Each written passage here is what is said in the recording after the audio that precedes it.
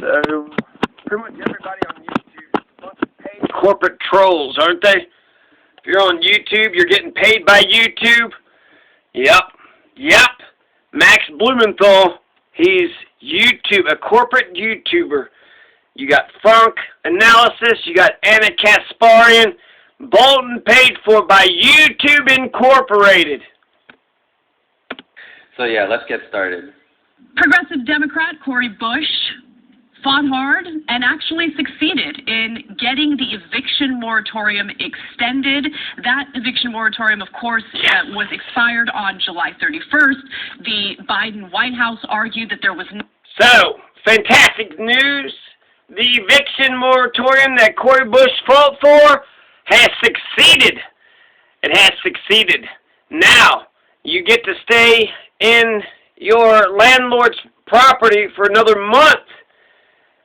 Probably not rent-free. You'll probably have to retroactively pay all that back rent off, or you'll probably just get evicted as soon as the moratorium. There's probably just going to be mass evictions unless, I guess, they're just going to let the tenants stay in the landlord's building. Is that the plan? Is that the idea? There was nothing they could do. They can't unilaterally extend the eviction moratorium.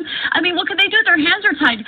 Brett Kavanaugh, Supreme Court Justice, said that he thinks that it might be unconstitutional. I mean, he didn't actually pass down a ruling on it, but that threat from Kavanaugh was enough for the Biden administration to pretend as though they didn't have the unilateral power during a global pandemic to extend the eviction moratorium. Well, thanks to Cori Bush, who camped out on the Capitol steps for 4 nights straight. No. She went home. There are some points in which she went home. There are some points in which she was not on the Capitol steps, but she was in her car. And there's video footage of Cori Bush heading home and AOC taking over. Like you see, like Cori Bush had a change of clothes. She was not there 4 nights straight without going home, like how a lot of homeless people have to go through. Biden administration decided to change their tune. This is a video, Franc Analysis, AOC. It looks like he's about 10 feet, 20 feet away, and everybody's taking pictures with her. She's a rock star. Hey, hi, it's AOC. Can I get a picture with you, AOC? Can we get a picture? Hey, AOC, I want to get a picture. Red, white, and blue. Republicans red. Democrats blue. What's the middle? Now, she's going to walk away, and Franc Analysis is just, walking, and he's asking, walking by her, asking her questions, just like that Marjorie Taylor Greene. What the hell? First you got Max Blumenthal, a journalist, asking Cori Bush, a politician, a question, and now you got Franc Analysis. He's going to ask a politician a question. If all the damn journalists start asking the politicians questions, instead of just parroting their talking points, instead of just amplifying their message, instead of just giving,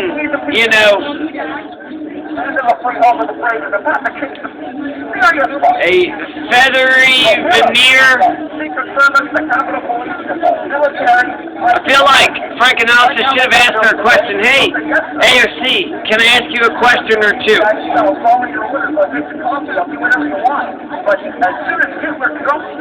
But now she came to the steps. She said hello to everybody, talked to a couple people, took a couple pictures, and I think she's eventually going to walk away. And then Franco is like, hey, yo!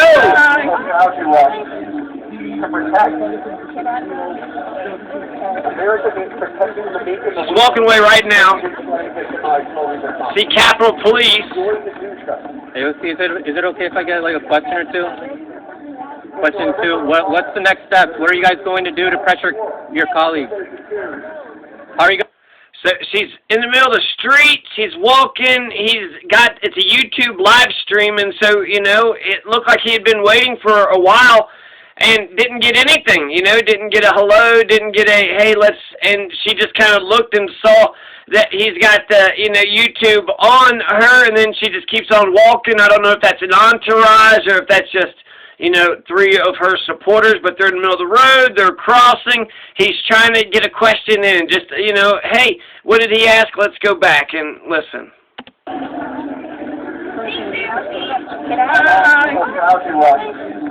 To protect. America is protecting the meek and the weak from being exploited and victimized slowly but constantly. It's joy to do so. AOC, is it okay if I get like a question or two? Hey, AOC, is it okay if I get like a question or two? And she kind of just does this little white wave like, no, I don't think, peasant, you little pest, you little fly, be gone with you. Okay, be gone with you. You with your damn selfie stick in your YouTube live stream. Get out of here. Get out of here right now. Question 2, what's the next step? What are you guys going to do to pressure? So, in a way, she did say no, right? That's clearly a no. Hey, can I ask you a question or two? No, not really. Not really, but does Franco give a shit? Does he respect AOC's wishes? No, he does not. What's he going to ask about? Probably something irrelevant and stupid, right? Probably something superficial, and let's hear what Franco... AOC, is it okay if I get like a question or two? Question 2, what's the next steps? What are you guys going to do to pressure your colleagues? How are you going to... What are the next steps? How are you going to pressure your colleagues? Right, with the eviction moratorium. What are the next steps? You got, you know, some national attention on this by going to the steps. Now, what are the next steps? How are you going to pressure everybody else in Congress to get this thing accomplished? How are you going to pressure your colleagues? How are you going to pressure your colleagues in order to get this thing accomplished? Why are you guys doing this last minute? These are all fair questions. Why are you doing this last minute? She's clearly walking away from him, so he's just kind of just asking, you know. He's talking to the night sky. Hey, night sky, why are you doing this last minute? Why are you not answering my questions? How come you don't have a moment? I'm just a journalist, you know, I'm a citizen. I'm trying to ask you a goddamn motherfucking question. You're just walking away. Why won't you? You took a photo up, you took some pictures, you hung out with people. I waited patiently. I just had a single, you know, 15 questions. I just had 20,000 questions for you. I just had 20,000. Why weren't you guys doing this for months? Why was this last minute? Why weren't you doing this for months? Wake up your true American spirit. Stop putting up with this guy. This complete evil. Wow. Politics is not needed. Zero politics. So now it looks like Franco just stops in the middle of the street, lets AOC off the hook. He had important questions, but nope, lets AOC off the hook. She walks away, and he just says, wow, and he turns away, and I guess now we're going to comment about this, basically this non-thing that happened, could have had an interview, could have had an exchange, but a journalist asked a politician a question, and the politician just walked right past the journalist without saying anything about anything. And what the fuck is this much ado about? No, yeah, this happens all the time. All the time. Politicians walk right past the journalist and they're like, hey. And at a press conference, right, they just pick you, and you, but definitely not you, motherfucker. Why are you even here?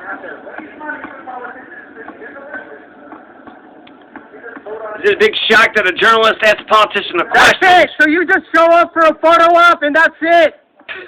You're not actually going to fight in Congress. So what is she going to do? You want to talk about it here? We can discuss right here very civilly. I'm completely independent. That's it. So you just show up for a photo op and that's it. You're not actually going to fight in Congress. So what is she going to do? You want to talk about it here? We can discuss right here. So he's clearly frustrated, and he's right. She did just show up for a goddamn photo op, took some pictures, and then walked the fuck away. Couldn't even ask a damn question or two. And so, you know, I understand his frustration. Journalist asked a politician a question, which he has a right to do. Politician didn't answer his question, which, you know, she has a right to do too. So, you know, I don't know. I did feel like I wanted to just kind of, I like this. This is good. This is actual journalism. And then this is going to be Anna Kasparian is talking about Max Blumenthal attacking Cori Bush for being effective, right? Max Blumenthal asked Cori Bush about health care, and then Franco asked AOC about the eviction moratorium thing that she was at. She went to the eviction moratorium fucking rally, right? Who is Franco? Franco got Sam Cedar serious at Forced to Vote. He mentioned, name-dropped Sam Cedar, pissed Sam Cedar off, but Sam was like, shit. He finally got attention. He was happy. Finally, old-ass Sam Cedar mattered. And so I think he listened, and he's been taking this, I don't know, I feel like he wasn't on the right side with Forced to Vote, but he puts out, you know, progressive content. So Sam Cedar, I think he listened to Franco and got Sam Cedar to be, hey, you know, you have a voice. You got a voice, and you can, you know, do, you have a platform. You can effectuate change. So why don't you use your platform to effectuate change? And Sam Cedar's like, oh, my God, there's a protester in D.C. that knew who I am? Fucking Sam Cedar, what was he on goddamn Sex in the City a couple times? And very forgettable character. Who was Sam Cedar? He's nobody. He's only, since Franco, basically Franco put Sam Cedar on the map. And then Max Blumenthal, who is he? Well, he's the one that stopped the U.S. war on Venezuela successfully, single-handedly, amazingly. Max Blumenthal stopped Donald fucking Trump and his anti-socialist, right-wing fascist agenda to coup d'etat, put Juan Guaido, you know, the president of a bunch of fucking stuffed animals and shit. We was going to put that motherfucker, install him as the new president of Venezuela instead of just allowing the Venezuelan people to figure out their own internal domestic politics. And they're also socialist. And America has historically had a problem with communist, socialist, Chile, Nicaragua, you know, El Salvador, Honduras, on and on and on. So, what am I trying to say? I'm just trying to say that, you know, this is Franc analysis, and this is Anna Kasparian, and we're going to listen. And they moved forward with extending really, the eviction moratorium right? for 2 months, 60 days to be exact. The new eviction moratorium will cover 90% of Americans, so this is a big deal. What Cori Bush... 90% of, you know, the country that was affected most by COVID. What about the 10%? What about those people that are going to be evicted? And what about the people that were already evicted during this, you know, these lockdowns and the pandemic? What about those people? There were record numbers of people that were being evicted under Trump and Biden's administrations. What about those people? And what about homeless people in general? Housing is supposed to be a human right. Isn't that the argument that the squad makes in their tweets? But rather than organizing a huge event to raise the seriousness of how, to raise the awareness and to make people think more seriously about how homelessness is a problem in this country and how there should be absolutely no homelessness in the richest country that the world has ever seen. They just made it about extending the eviction moratorium, and then they're celebrating that it just got extended for 60 days, so people are still anxious about how they owe money. Like I said, and like Don Talk from Unapologetic, who covered this really well, said, they're celebrating a shit sandwich. People are asking and begging for food. So, did you hear that, Franco? He just explained that, yeah, we got 60 days on the eviction moratorium, but it's all retroactive. They still got to pay all that rent, so, okay. You're basically putting a Band-Aid solution to a problem. You're kicking the can down the road, but in 2 months from now, are you going to eventually you're going to have to lift the eviction moratorium. Eventually that's going to have to be lifted 2 months from now, 1 year from now, 2 years from now, it's not actually solving anything. It is, I guess, allowing the tenants to stay in the building, but you're not getting any of those rents aren't being paid, so they're using the landlord's stuff and the landlord's things and damaging the landlord's property. It's not sustainable. It's not sustainable. Food, and then they're being given a shit sandwich, and then they're being told to be happy with that shit sandwich. Bush did was incredibly. So I just want to make Franco's point was that you had 60 days. Okay, you extended it for 60 days, but what are they going to do in 60 days? What are they going to do in 60 days? Huh? If they're behind in rent, they don't have the fucking, now they need what, $1,000, $2,000? So that's basically as soon as you lift that moratorium, you're going to have a shit ton of people get evicted because, you know, you had a fucking eviction moratorium. Incredibly important in ensuring that people will be able to stay in their homes for the next 2 months as the $46 billion in congressionally appropriated rental relief is given out by state governors. Now, again, it's just extending their anxiety. Like, they still owe money. If the celebration would require if the rent was forgiven, and if we were going to continue protesting to end homelessness in general. Now, the Biden administration, again, has issued a new 2-month moratorium on evictions covering much of the country after facing intense pressure from progressive lawmakers led by Congressmember Cori Bush. On Friday night, Democratic Congressmember Cori Bush, who was once unhoused herself, began camping out on the steps of the Capitol in protest. She stayed on the steps till Tuesday's announcement. So 4 nights straight. Once again, that's BS. Ask the people who were there. She was not on the steps the whole time. She was in her car sometimes, and she got to go home. She's there. She's putting in the work. That inspired. So Cori Bush wasn't there for 4 days straight. She went to her car sometimes, and she also got to go home. So she wasn't there 4 days straight. Others to join her. People like Representative Alexandria Ocasio-Cortez showed up to, of course, motivate and give props to not just Cori Bush, but the other protesters who were there. Other members of Congress also showed up. So this was an example of political theater working, because politics is, yes, about legislating. It's about legislative maneuvering. There's no question about it. But political theater plays a role as well. The question is... All right, so Anna admits that it's political. More on the steps of the U.S. Capitol. He wanted it to end. He wanted it to end as soon as humanly possible. And so that's why he extended this moratorium. Now, I give you that context because it's important to understand just what Cori Bush did, but more importantly, how egregious it is that throughout her time sleeping out on the Capitol steps, she was being endlessly harassed by the same people who refused to let... Apparently the eviction moratorium applies to 90% of the people, but 10% of the people it does not apply to. So which 10% and how many millions of people don't get that protection, right? So it's basically what... it's a fucking Band-Aid. It'll just, you know, barely fix the system for 2 months. Eventually the moratorium is going to get lifted, and you're going to have a lot of evictions because none of them have been paying fucking rent. They haven't been paying rent. Let go of they're not, if they didn't have $1,000 bucks, how are they going to have $3,000 bucks? From literally 8 months ago, a political tactic that is now completely irrelevant. The political...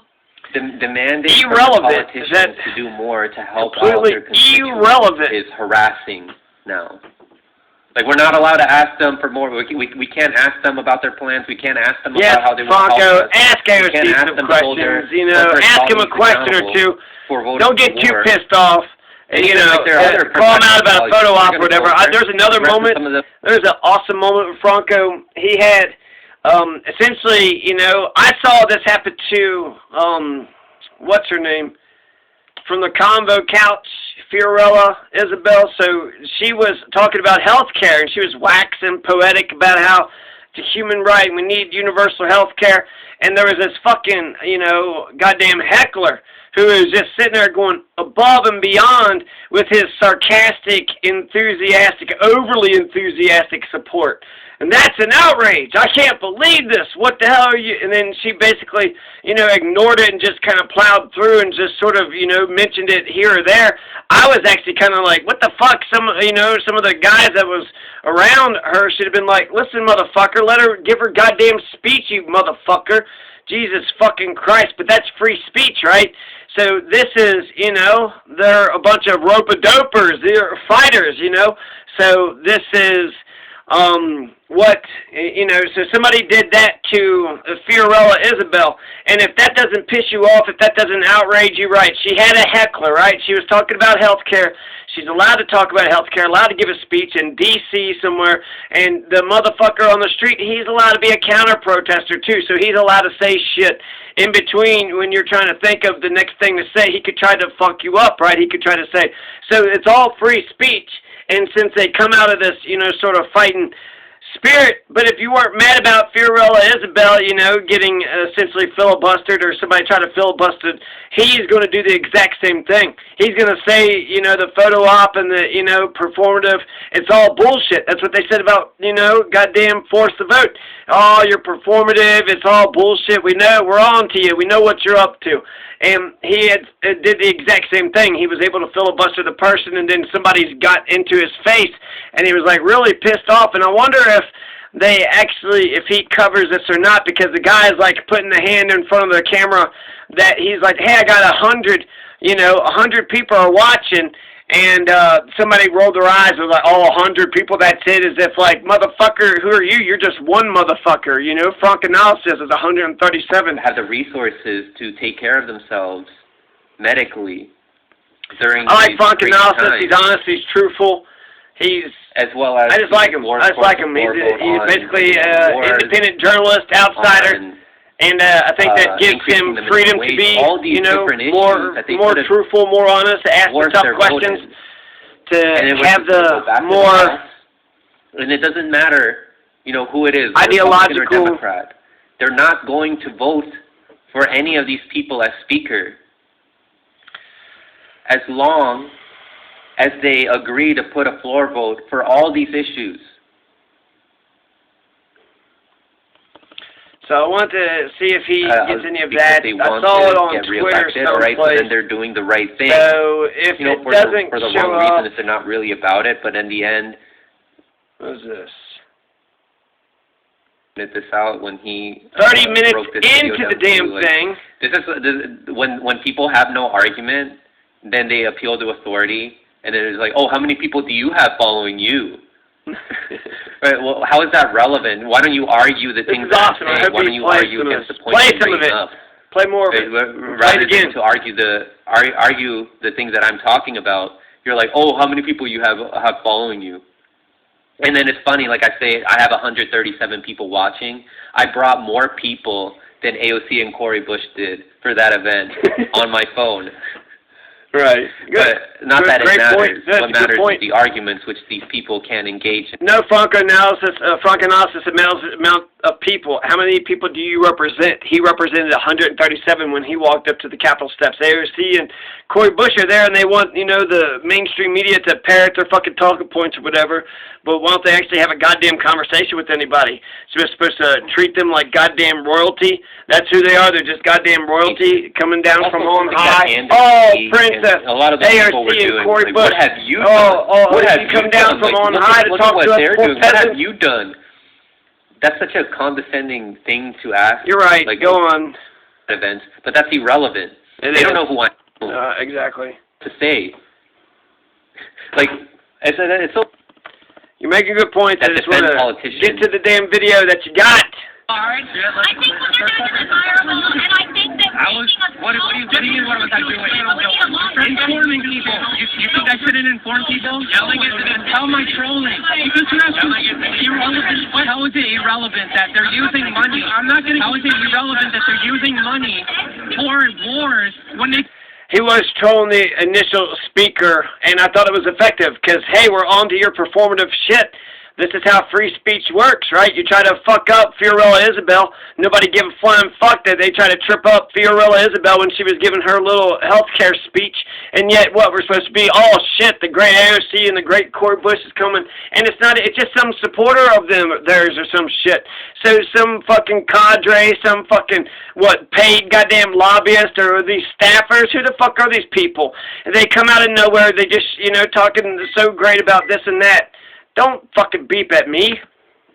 They could be giving money to the homeless. They voted to increase the budget for Israel. No, they voted against it. I must even know what you're talking about. I know what I'm talking about. Research before you go out. They increased the budget for Israel in apartheid state. They increased the budget for apartheid state. No idea what you're talking about.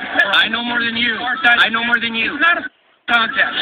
Go home and it's not a contest. Then do your YouTube channel at home. You didn't do any research. And of course they did no research.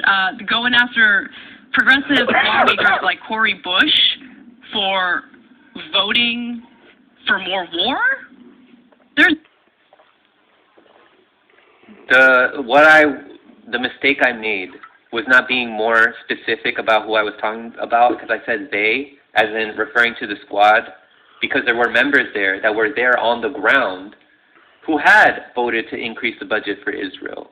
So Richard Medhurst broke this down in one of his videos about, you know, HR 4373, which is 117th under the 117th Congress.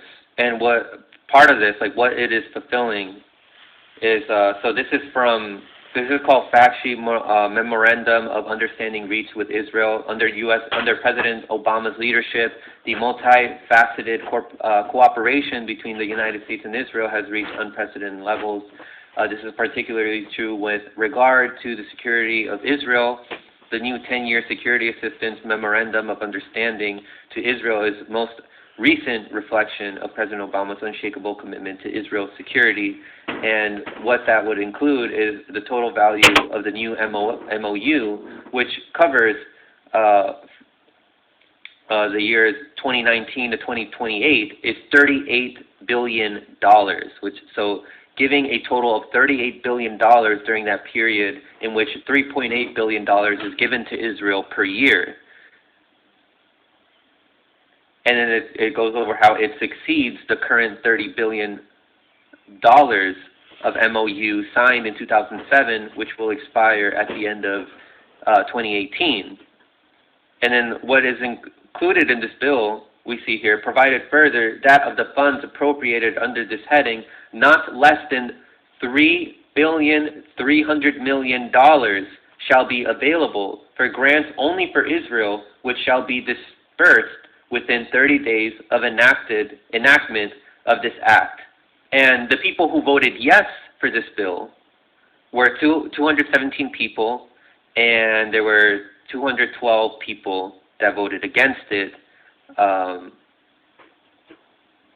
There was just 3 Democrats that voted against this, and it was mostly Republicans at 209. So it passed just by a margin. And who voted for that? So the 3 people who voted against it were Alexandria Ocasio-Cortez, Cori Bush, and Rashida Tlaib. Ayanna Pressley voted yes. Jamal Bowman voted yes. It's all about the Benjamins. Just by a margin. And who voted for that? So the 3 people who voted against it were Alexandria Ocasio-Cortez, Cori Bush, and Rashida Tlaib. Ayanna Pressley voted yes. Jamal Bowman voted yes. It's all about the Benjamins. Ilhan Omar voted yes. Remember when she called out people that were, who were giving money to Israel? And when she was... Ilhan Omar and Rashida Tlaib. Ayanna Pressley voted yes. Cori Bush and Rashida Tlaib. Ayanna Pressley voted yes. Jamal Bowman voted yes. It's all about the Benjamins. Ilhan Omar voted yes. Remember when she called out people that were, who were giving money to Israel? And when she was criticizing AIPAC.